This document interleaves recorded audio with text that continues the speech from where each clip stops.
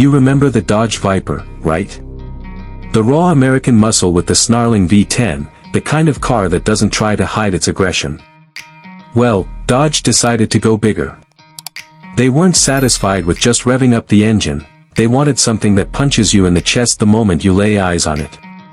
And that's exactly what they've done. This 2025 model is something out of dreams if you love power, speed, and old-school torque. At the heart of it is a reworked V10 engine. Huge displacement. A blend of modern tech and classic brute force. The rumors say 850 horsepower, yes, 850, and enough torque to throw you back in the seat like a rocket launch. Every component feels optimized: exhaust, intake, cooling, turbo or supercharger assistance, depending on the trim, even chassis rigidity improved to handle all that load. Design-wise, this Viper doesn't hold back. The body is more aggressive, wider fenders, low stance, big splitter up front and a rear diffuser that looks like it belongs on a track, not a highway. Lightweight materials everywhere: carbon fiber, aluminum, advanced composites. Aerodynamics tuned so that when you're blasting through curves, you feel planted. They also improve downforce without sacrificing too much drag, which means high-speed stability has been judged very carefully. Interior. They balanced luxury and rawness. Sport seats that hug you tight, materials like leather, suede or alcantara for grip and comfort, carbon fiber trim, metal accents, stitching that shows attention to detail. The steering wheel is thick, tactile, maybe some alcantara wrap, with buttons and paddles that give you control, but it still feels analog, visceral.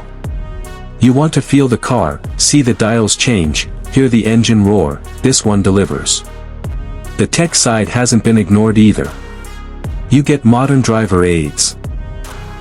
Adaptive suspension modes, maybe launch control, electronic stability that you can dial in or dial out, performance data displays, probably a digital cluster that changes depending on what mode you're in: sport, track, street.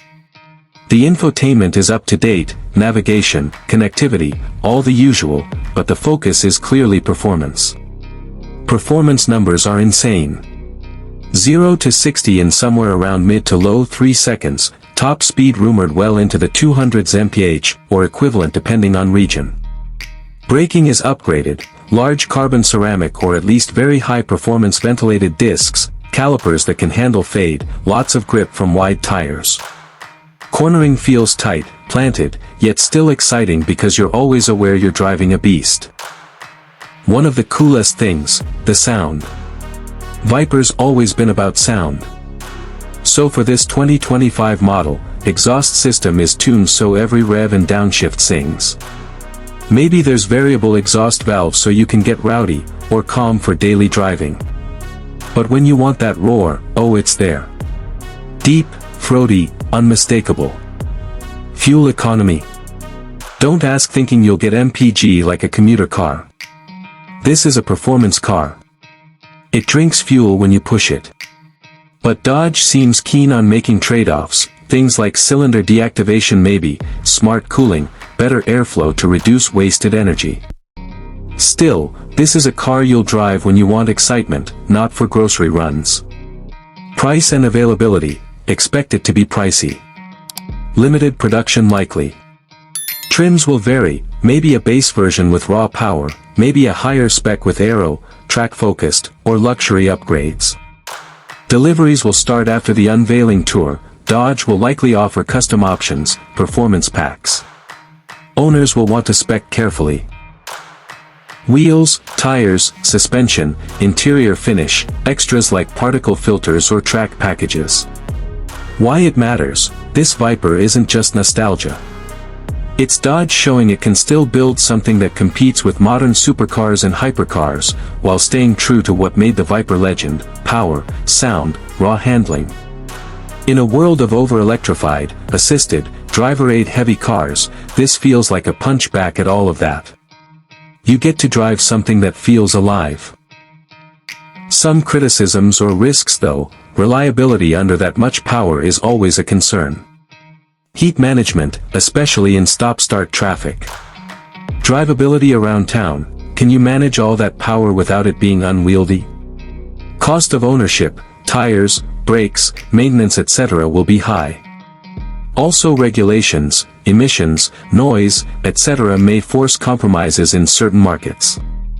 Overall though, for fans of raw muscle, for people who want a car to feel as primal as possible while still being modern, the 2025 Dodge Viper 850 horsepower is everything you could hope for.